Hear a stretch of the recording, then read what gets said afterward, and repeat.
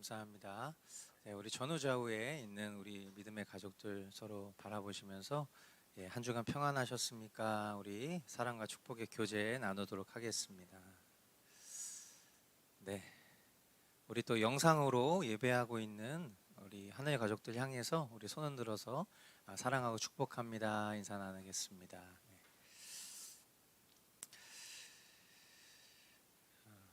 이사야서 강의 이제 31번째 시간입니다. 그들이 간절히 주님께 기도하였습니다 라는 제목의 말씀 가지고 이사야 26장 12절부터 21절까지 말씀, 하나님 말씀 선포하도록 하겠습니다. 우리가 계속해서 예수님께서 다시 오셔서 이루실 완전한 구원의 날, 이사야서는 그것을 그날, the day 이렇게 표현을 하고 있습니다.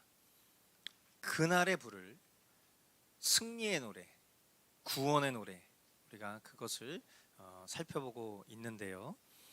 오늘은 지난 시간에 이어서 이제 12절부터 이어지는 환난 중에서도 주님을 앙모하는 믿음의 기도, 그러니까 이런 믿음의 기도가 담겨져 있는 구원의 노래, 승리의 노래인 것인데 그 내용에 대해서 우리가 함께 살펴보려고 합니다. 먼저 12절 말씀을 우리 한 목소리로 우리 힘차게 읽도록 합니다. 주님께서 우리에게 평화를 주실 것을 확신합니다. 우리가 성취한 모든 일은 모두 주님께서 우리에게 하여 주신 것입니다. 아멘. 여러분 기억하시죠? 우리가 지난 시간에 평화에 대해서 살펴봤습니다. 평화가 어떤 것인가 라고 했을 때 평화는 마음의 평안, 몸의 건강, 물질적 여유, 환경적인 안정, 이런 이생의 것들도 우리에게 평화를 안겨주지만 우리 그리스도인에게 있어서 진정한 평화라는 것은 영원한 것에 대한 흔들림 없는 안정감, 이렇게 얘기를 했어요. 영원한 것, 결국엔 그 영원한 것을 주시는 그 주님께 우리가 견고히 붙어 있다라는 안정감이 우리 그리스도인에게 있어서 진정한 평화다라는 것을 우리가 이야기했습니다. 그리고 이 평화가 방금 전에 말씀드린 것처럼 주님께로부터 왔다라는 것을 우리가 믿고, 그리고 믿음이 성숙하면 성숙할수록 이 평화의 요소들, 그런 어떤 이생의 평화의 거리들과 영속적인 것들을 더 뛰어넘는, 결국 이 평화를 주시는 주님을 더욱 갈망하게 된다, 그렇게 나눴었습니다. 기억나시죠? 그러니까 지금 여기서 얘기하고 있는 이 평화는 이런 걸 말하는 거예요. 결국 평화도 주님을 말하는 거예요. 그랬을 때 오늘 이사야가 선포합니다. 우리에게 이 평화를 주실 분이 주님이시다. 모르는 말을 하는 게 아니에요. 알고 있는 말을 다시 한번 선포함으로써 우리가 붙잡아야 될 믿음의 근거가 무엇인지 이사야가 선포하는 거예요. 그리고 우리가 그동안 살아오면서 우리의 삶 가운데 스스로 이루었다 확신했던 것들도 있잖아요. 내가 이렇게 했어, 내가 열심히 살아서 내가 이런 것들을 얻었어, 그래서 내 마음에 기쁨이 있었어, 평강이 있었어, 어떤 이러한 것들도 믿음이 성숙하고 생각해 보니까 결국 지난 삶의 모든 평화의 요소들과 조건들도 주님이 하셨습니다, 그렇게 고백한다는 것이죠. 그렇습니다. 주님만이 정말 우리에게 참된 평화를 주실 수가 있어요. 여러분 믿으십니까? 이게 우리가 참 지식으로 너무 잘 알기 때문에 주님만이 우리에게 평안을 주실 수 있다 이렇게 말할 때 이것이 우리에게 너무나도 익숙하지만, 제가 늘 말씀드리지만 우리는 어떤 종교적인 형식을 벗어나서 우리의 전심령으로 주님 앞에 아멘 할 수 있어야 돼요. 정말 주님만이 우리의 평화의 근원이시다라는 걸 우리는 전심으로 아멘할 수 있어야 돼요. 그러면 우리의 삶 속에 우리가 맞닥뜨리는 모든 삶과 환경들을 대하는 우리의 태도가 달라질 거예요. 사도 바울이요, 데살로니카에 있는 교우들에게 이렇게 인사를 합니다. 데살로니가후서 3장 16절에 평화의 주님께서, 이제 평화라는 단어가 그냥 보편적으로 들리지 않죠. 결국 주님이시라는 건데, 이 평화의 근원이 되시는 그 주님께서 친히 언제나 어느 방식으로든지 여러분에게 평화를 주시기를 빕니다. 주님께서 여러분 모두와 함께 하시기를 빕니다. 아멘. 이런 문안 인사를 건넸어요.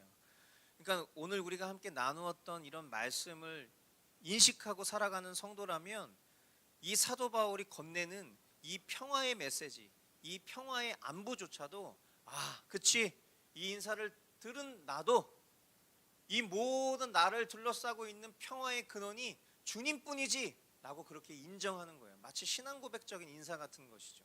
이런 고백으로 서로가 서로에게 문안을 할 때 얼마나 그 안에 끈끈한 전우의 동지애 같은 게 생기겠어요.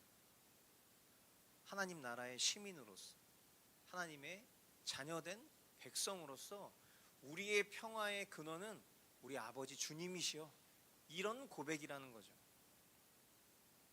우리가 주님의 평화를 기대하는 것은 주님께서 우리의 모든 일을 섭리하시고 또 그것을 우리를 위해, 즉 우리의 유익을 위해, 우리를 위한다는 것은 우리의 유익을 위하는 거예요. 하나님인 저와 여러분들이 잘 되기를 원하세요. 범사에 잘 되기를 원하신다. 우리가 유익하다라고 했을 때 우리가 구하는 유익은 결코 잘못된 것이 아니에요. 우리는 무엇인가 하나님 앞에 어떤 것이든 다 구할 수 있어요. 그러나 하나님이 우리에게 유익하다 하시는 것은 때로는 우리가 생각하는 것과 다를 수 있다는 것을 인정하는 것이 신앙의 실력이라고 봅니다. 그냥 무조건 달라고 떼쓰는 그런 어린아이가 아니라 성숙하면 성숙할수록 나 이거 정말 갖고 싶어요, 나 이거 정말 나에게 유익해요 라고 하지만 주님이 그것이 나에게 유익하지 않다라고 말씀하시거나 우리의 상황을 이끄셨을 때 그때 우리가 아멘 할 수 있는 것이 신앙의 성숙이고 실력이라는 거죠. 분명한 것은 하나님은 지금도 우리를 위해서, 우리의 유익을 위해서, 우리의 구원과 성화를 위해 행하시고 계신 그런 아버지세요. 그것이 비록 우리의 인간적인 생각과 다를지라도 가장 최선을 이루고 계심을 믿는 것으로부터 오는 안정감인 것입니다. 그래서 사도 바울은 이렇게 고백합니다. 로마서 8장 28절에 하나님을 사랑하는 사람들, 곧 하나님의 뜻대로 부르심을 받은 사람들에게는 모든 일이 서로 협력해서 선을 이룬다는 것을 우리는 압니다. 아멘. 여러분 믿으시죠? 하나님을 사랑하는 사람들, 하나님을 사랑하는 사람들 어떤 사람들이에요? 하나님의 자녀고 하나님 백성이에요. 그 사람들은 어떤 사람이라고 부연 설명하고 있습니까? 하나님의 뜻대로 부르심을 받은 사람들이 하나님을 사랑하는 사람들이에요. 그 사람들은 무엇을 믿느냐? 우리 삶 가운데 일어나는 모든 것들이, 그 모든 것이 내가 생각하는 좋은 일이든 아니면 내게 불행처럼 여겨지는 일이든 간에 그 모든 일이 서로 합력해서 선을 이룬다는 것을 안다는 거예요. 예전에는 이 말씀을 부분적으로 발췌하고 이해해서 마치 우리가 서로 협동하면 하나님의 선을 이룰 수 있다, 그런 식으로 설교했던 시절들도 있었죠. 그러나 이 말씀을 전체적인 맥락으로 보니까 우리가 서로 협동하는 얘기를 하는 것이 아니라 우리 삶 속에 일어나는 모든 일들의 그 섭리자가 주님이시기에 주님은 우리에게 가장 좋은 것을 주고 있다는 것을 믿는다라는 고백이라는 거예요. 그렇게 지금도 결국 우리의 성화를 이루고 있고 허락하심이 최선인 주님의 완벽하신 돌보심 아래 저와 여러분들이 살고 있다는 것을 믿으시기 바랍니다. 아멘. 13절로 14절 말씀에 보니까요, 주 우리의 하나님, 이제까지는 주님 말고 다른 권세자들이 우리를 다스렸습니다. 그러나 앞으로는 우리가 오직 주님의 이름만을 기억하겠습니다. 주님께서 그들을 벌하시어 멸망시키시고 그들을 모두 기억에서 사라지게 하셨으니 죽은 그들은 다시 살아나지 못하고 사망한 그들은 다시 일어나지 못할 것입니다. 아멘. 인간이 범죄한 그 타락 이후에 이 세상 역사의 흐름은 안타깝게도 공중 권세 잡은 자, 세상의 권세 잡은 그 사탄의 영향력 아래 지배받고 있습니다. 그리고 그 사탄의 영향력을 받고 있는 그런 세상 권세자들을 통해서 주님의 이름이 때로는 회복되고 높아지기도 했지만 오히려 주님의 이름이 가리워지고 그리고 더 나아가 주님의 이름 때문에 고통받는 그런 성도들의 신음도 깊어졌습니다. 그래서 우리가 지금 살아가고 있는 이 세상은 어쩌면 주님께 속한 이들에게는 결코 평화롭지 못한 그런 곳이라고 말할 수도 있을 것 같아요. 그러나 이 모든 것들이 분명 마지막이 있다라고 주님은 말씀하시고 그 마지막 때에 어떤 일들이 벌어지냐? 오직 주님의 이름만이 남는 곳이 될 것이다. 그렇게 선포하고 있습니다. 주님 이름 외에 모든 높임받던 것들이 멸망하고 세상에서 더 이상 그것들에 대한 기억도 사라지게 될 것이다. 그렇게 오늘 말씀이 선포하고 있는 거예요. 참된 평화가 두 번 다시 깨어지지 않는 영원한 주님의 나라가 임했기 때문이라는 것입니다. 이 모든 일들이 앞으로 우리가 살아가는 당대에 일어날 수도 있는 일이에요. 그러면 여러분들 이것을 어떻게 느끼십니까? 이 일이 진짜 일어날 거라는 느낌이 드세요? 지금 우리가 살아가고 있는 이 삶의 환경을 바라보면 정말 주님의 이름만이 남는 그런 세상이 펼쳐질 것이다 라는 이런 예언적 선포가 실제로 일어날 것 같은 그런 분위기예요? 아니면 전혀 그런 일이 없을 것 같은 분위기예요? 전혀 안 일어날 것 같잖아요 지금. 그래서 믿는 자들만이 이 말씀을 믿을 수 있는 거예요. 보편적인 세상의 사람들은 이 말이 너무 허무맹랑한 소리로 들릴 거라는 거예요. 가면 갈수록 주님의 이름을 붙들고 있는 사람들이 점점 줄어들고 있는 지금 이 세상 속에서 주님의 이름만이 남는 그런 시대가 올 거다라는 것이 얼마나 믿기 힘들고 허무맹랑한 말같이 들리냐는 거예요. 그러나 너무 감사한 것은 주님이 택하신 주님의 성도들이라면 아멘, 그날은 올 거야, 마라나타, 주 예수여 어서 오시옵소서라고 더욱 고백할 수밖에 없다라는 것이죠. 나의 어떤 최면과 내 의지로 그것을 고백하는 것이 아니라 주님이 내게 믿음을 주셨기 때문에 그것을 소망하고 믿을 수 있음이 너무 감사한 일이에요. 주님께서 이 민족을 큰 민족으로 만드셨습니다. 주님께서 이 나라를 큰 나라로 만드셨습니다. 주님께서 이 땅의 모든 경계를 확장하셨습니다. 이 일로 주님께서는 영광을 받으셨습니다. 주님의 이름만이 남고요. 그리고 여기서 표현하고 있는 나라, 주님께서 이 나라를 이렇게 표현하고 있어요. 여기서 말하는 나라, 이것을 이제 세대주의자들은 육적 이스라엘로 해석을 하지만 우리 개혁주의 성도들은 이것을 어떤 국한된 육적인 민족으로 해석하지 않고 이것을 영적인 이스라엘, 회복된 이스라엘, 즉 주님의 몸된 교회라고 우리는 이것을 해석하고 믿습니다. 주님께 속한 이 모든 몸된 교회가 유니버셜 처치, 거룩한 공교회가 더 이상 아픔과 슬픔, 고난과 핍박으로부터 그들의 평화가 깨어지는 것을 주님이 이제 더 이상은 지켜보지 않으시고 이 땅에 모든 경계를 허무시고 확장하셔서 오직 주님 이름 외에 존재하는 것들은 기억나지도 않는 그런 세상을 이루시겠다라는 예언적 선포인 거예요. 확장하신다고 표현했지만 이것은 익스텐드의 개념이 아니에요. 이것은 회복의 개념. 주님께서 주님의 나라를 회복시키시겠다는 거예요. 모든 것이 주님의 나라였지만 일시적으로 사탄의 영향력 아래에 있었던 이 세상이 철폐되고 다시 주님의 나라가 회복된다라는 그런 개념인 거예요. 이 말씀을 묵상하다가 저는 요즘 제가 가끔 하는 그런 생각이 떠올랐어요. 요즘 제가 무슨 생각하냐면 아무도 없는 그런 한적한 곳에다가 모듈 하우스 하나 딱 지어놓고 살고 싶다 이런 생각을 할 때가 있어요. 왜 그런 생각을 하는가 한번 제가 진지하게 제 자신에게 질문을 해본 적이 있어요.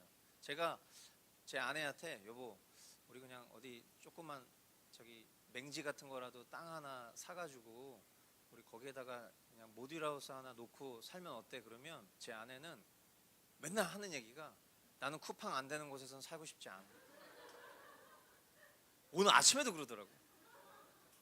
왜냐면 저희가 계속 그동안 쿠팡이 되는 지역에만 살다가 지금 퇴촌해서 사니까 쿠팡이 안 돼요. 로켓 배송이 안 돼. 그러니까 뭘 이렇게 딱 사면 다음날 아침 7시에 딱 와 있어야 되는데 이제 그게 안 되니까 너무 불편하죠. 그러니까 뭐 주부 입장에서는 그런 말 하는 게 이해가 되는데 한편으로는 도대체 뭐 이제 이런 마음이 들어요. 근데 제가 왜 제 자신이 그런 아무도 없는 그런 한적한 곳에 모듈하우스를 짓고 싶은가 이런 생각을 진지하게 던져보니까 제 이유가 뭐냐면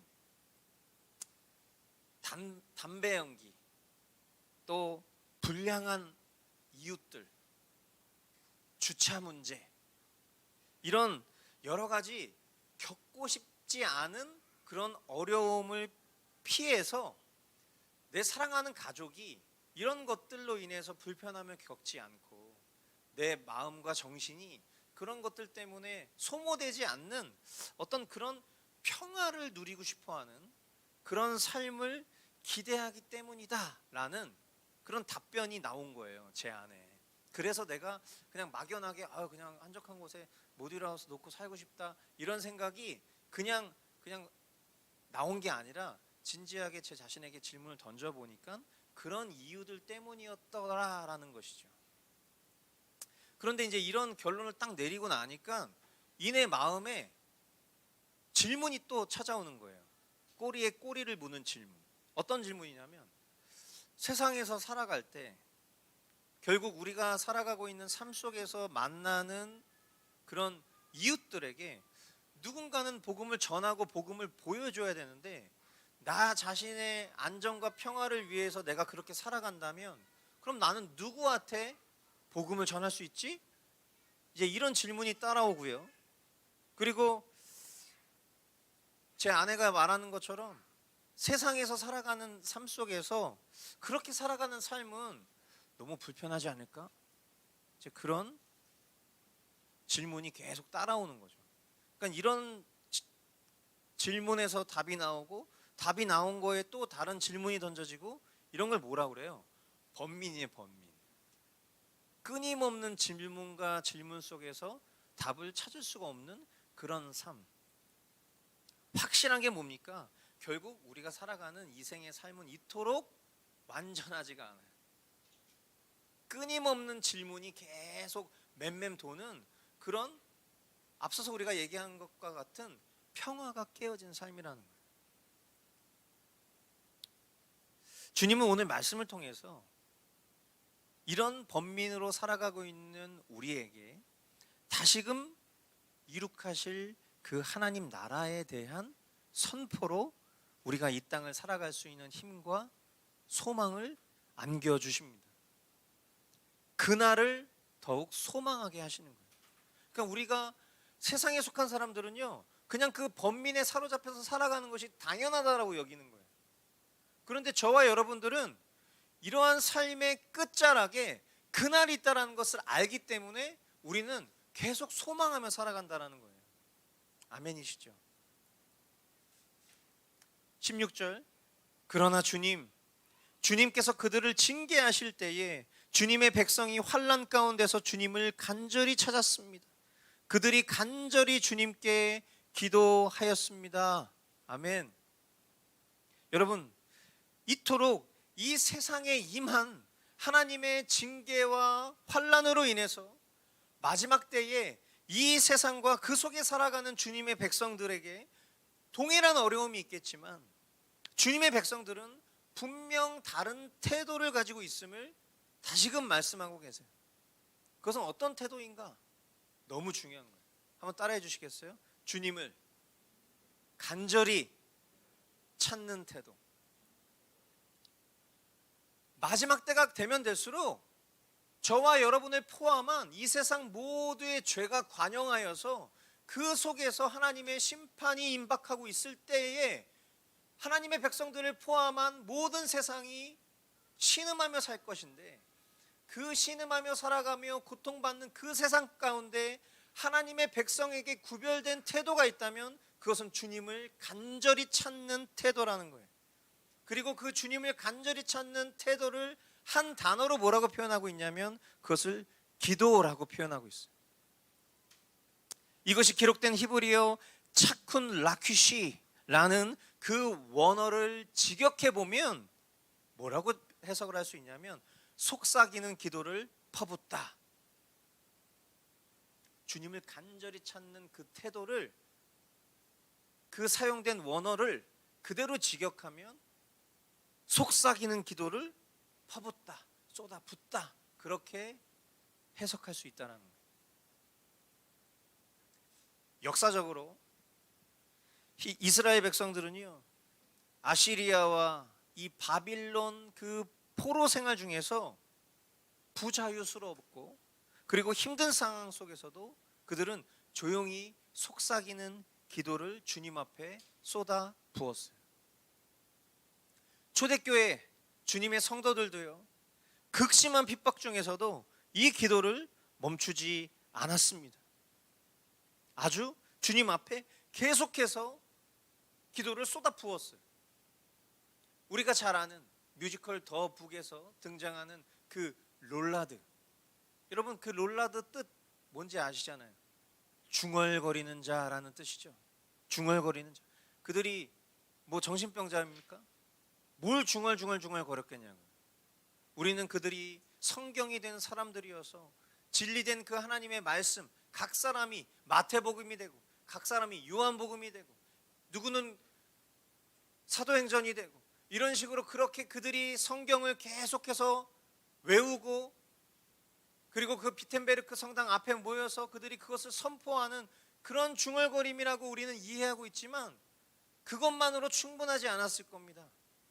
그들의 중얼거림 속에는 단순히 성경을 암송하는 것을 뛰어넘어서 그들은 주님을 향해 속삭이는 기도로 그들에게 닥친 그 환난을 돌파했던 믿음의 선진이었던 거예요. 그러므로 그날, 그 주님이 다시 오실 그날을 임박하여 마주하는 저와 여러분들, 우리는 지금 이 이사야서가 쓰여져 있는 그때보다, 종교개혁의 시대보다 지금 저와 여러분들은 더 그날에 가까이 있는 사람들이잖아요. 그러면 우리는 어떻게 살아야 되냐? 어쩌면 그들의 그 속삭이는 기도를 퍼붓는 것보다 어쩌면 우리는 더 그것을 간절히 행해야 될 사람들일지도 모르겠어요. 주님을 간절히 찾는 기도가 없이는 이 세상에서 우리는 구원받지 못할 만큼 극심한 환난을 맞이하게 될 것이기 때문입니다. 이런 이야기를 하면 우리 마음에 두려움이 올 수 있어요. 뭔가 이 주님이 오실 때에 대한 기대감보다는 주님이 오실 때 성경이 말씀하고 있는 그런 예언의 현상들이 너무나도 우리를 두렵게 할 때가 있어요. 여러분, 오늘 17절부터 19절 말씀을 보십시오. 그날에 대해서 어떻게 표현하고 있냐면 마치 임신한 여인이 해산할 때가 닥쳐와서 고통 때문에 몸부림치며 소리 지르듯이 주님, 우리도 주님 앞에서 그렇게 괴로워하였습니다. 우리가 임신하여 산고를 치렀어도 아무것도 낳지 못하였습니다. 우리는 이 땅에 구원을 베풀지 못하였고 이 땅에서 살 주민을 낳지도 못하였습니다. 그러나 주님의 백성들 가운데서 죽은 사람들이 다시 살아날 것이며 그들의 시체가 다시 일어날 것입니다. 무덤 속에서 잠자던 사람들이 깨어나서 즐겁게 소리칠 것입니다. 주님의 이슬은 생기를 불어넣는 이슬이므로 이슬을 머금은 땅이 오래전에 죽은 사람들을 다시 내놓을 것입니다. 땅이 죽은 자들을 다시 내놓을 것입니다. 그날을 어떻게 얘기하고 있습니까? 임신한 여인에게 출산의 때가 임박한 것처럼 환난의 때는 고통스러울 것이라는 거예요.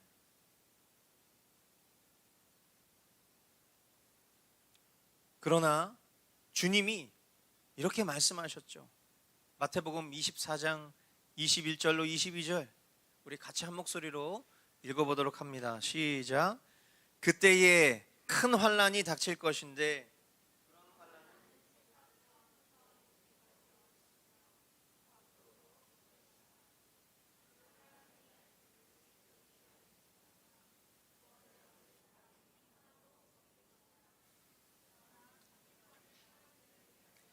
하나님께서 그 날들을 줄여 주실 것이다. 아멘. 선택받은 사람들을 위하여 오로지 이 이유 때문이라는 거예요. 무엇을요? 그 고통의 날들을 감해 주시는 거예요. 여기서 우리는 또 하나의 말씀을 떠올릴 수 있어요. 주님은 주님의 백성들에게 감당 못할 시험은 주시지 않아요. 믿음을 주시는 분이 주님이시잖아요. 그죠? 우리는 나 자신의 믿음을 누군가에게 자랑할 수가 없는 사람이에요. 왜죠?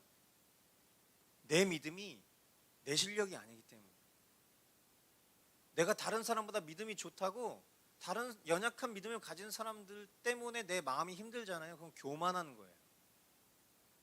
다른 사람의 믿음이 연약한데 내 믿음은 좋아서 다른 사람의 믿음을 평가하는 것은 하나님 보시기에 너무 형편없는 태도일 수 있어요.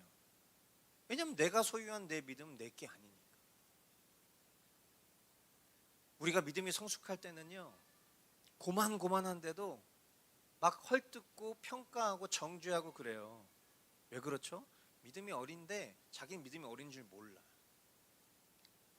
자기는 믿음이 어린 줄 모르는데 나는 믿음이 좋다고 생각하니까 자기보다 조금 믿음 낮은 사람의 태도와 행동에 대해서 쉽게 판단하고 정죄하는 거예요. 그런데 믿음이 성숙하면 어떻게 되죠? 그 행동들이 부끄러워지기 시작하죠. 야, 내가 정말 형편없었구나. 이런 거예요. 근데 그 성숙의 지경에 놓여져 있는 나도 더 성숙된 믿음의 사람을 만날 수 있어요. 근데 그 사람을 보면요, 어떻게 되냐면 우린 그 사람이 대단해 보여요. 아니, 어떻게 저런 믿음을 가질 수 있지? 근데 놀라운 것은 그 사람이 대단한 게 아니에요. 각 사람의 분량에 맞게 주님은 믿음을 주셨던 것뿐이에요. 자, 그러면 만약에 우리에게 닥친 환난이 우리가 두렵습니다. 다 그냥 우리가 막 목베임을 당할 것 같고요. 우리가 다 굴삭기에 들어갈 것 같고요. 만약에 정말 그런 끔찍한 환난이 우리에게 닥친 것에 대해서 우리가 두려워할 이유가 없는 이유는 뭐냐면, 제가 예전에 우리 아이들이 순교에 대해서 두려워하고 고민할 때 그 얘기한 거예요. 순교도 아무나 하는 게 아니야. 순교의 믿음을 하나님이 주신 이들에게 순교하게 하시고 그 순교의 열매를 보게 하셔서 남은 자들에게 용기를 주시는 거야. 모든 사람이 다 순교할 믿음이면 좋겠지만 하나님은 각 사람의 믿음의 분량을 다 다르게 주셨거든. 그러므로 내가 순교할 것에서 두려워한다면 너는 순교를 못할 거야. 아니, 순교를 시켜주시지 않을 거야. 그냥 그 전에 그냥 끽 가게 하실 거야. 주님 품 안에 가게 하실 거야. 이런 얘기를 했던 거예요. 정말 그런 거예요. 감당 못할 시험을 주시지 않는 주님이신데 우리에게 감당할 수 없는 시험을 주셔서 너 그걸 통과해야 너는 내 백성이 될 자격이 있어, 이렇게 말씀하신다면 그것은 우리가 믿는 하나님이 아니죠.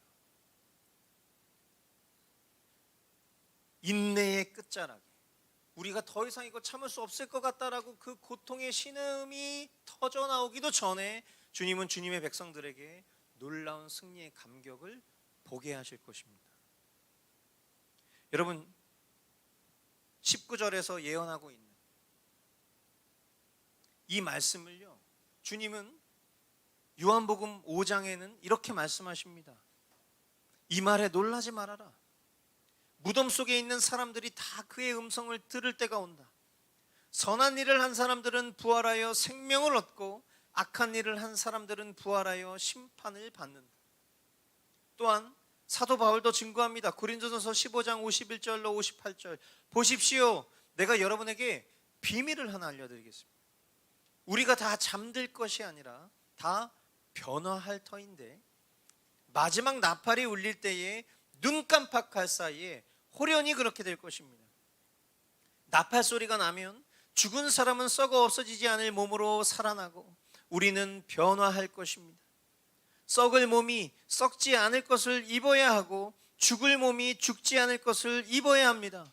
썩을 이 몸이 썩지 않을 것을 입고 죽을 이 몸이 죽지 않을 것을 입을 그때에 이렇게 기록한 성경 말씀이 이루어질 것입니다.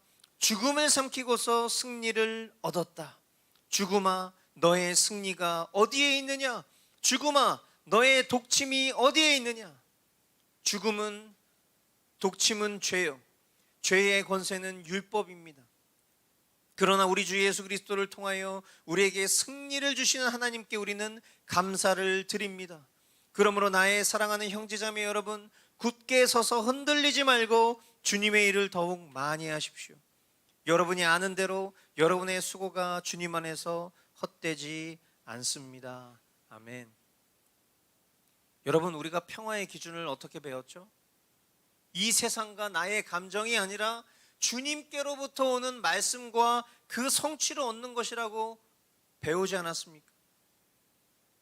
환난의 때에 모든 두려움과 불안, 공포가 저와 여러분들에게 닥칠지라도 우리는 주님의 예언된 말씀에 따라 주님의 승리를 경험하는 자리에 서 있게 될 것입니다. 아멘. 그러므로 우리가 두려워할 일이 아니라는 거예요. 그냥 우리는 뭘 해야 되냐? 그날까지 허락된 주님의 일에 집중하기만 하면 되는 거예요. 그 수고가 결코 헛되지 않도록 주님은 기필코 주님의 약속을 성취해 주실 것입니다. 우리가 이때를 살아가는 태도는 오늘 말씀을 통해서 간결하게 정리가 돼요. 속삭이는 기도를 날마다 쏟아부으며 간절히 주님 앞에 기도함으로 다가올 환난의 때를 의연하게 통과할 믿음의 성도로 우리에게 영광의 천국을 보게 하실 주님만 기대하는 거예요. 그래서 결론은 항상 똑같아요. 주님만 기대합니다. 주님이 하십니다. 그런 결론이 나는 거예요. 그냥 맹목적으로 문장을 선포해버리고 그냥 정신통일하는 게 아니라 이와 같은 근거로 오늘 우리에게 허락하신 말씀을 통하여 우리를 승리의 길로 이끄실 그 주님 기대하고 그 주님이 하신다는 겁니다. 아멘. 우리 전후 좌우에 있는 하늘 가족들 서로 바라보시면서 주님만 기대합니다. 주님이 하십니다. 우리 그렇게 선포하겠습니다. 여러분 꼭 이것을 믿으시기 바랍니다. 아멘. 우리의 어떤 의지와 우리의 생각과 기대를 뛰어넘어서 주님께서 기필코 우리를 이 믿음의 길로, 승리의 길로 인도해 주실 줄 믿습니다. 우리 이 시간 같이 좀 기도하겠습니다.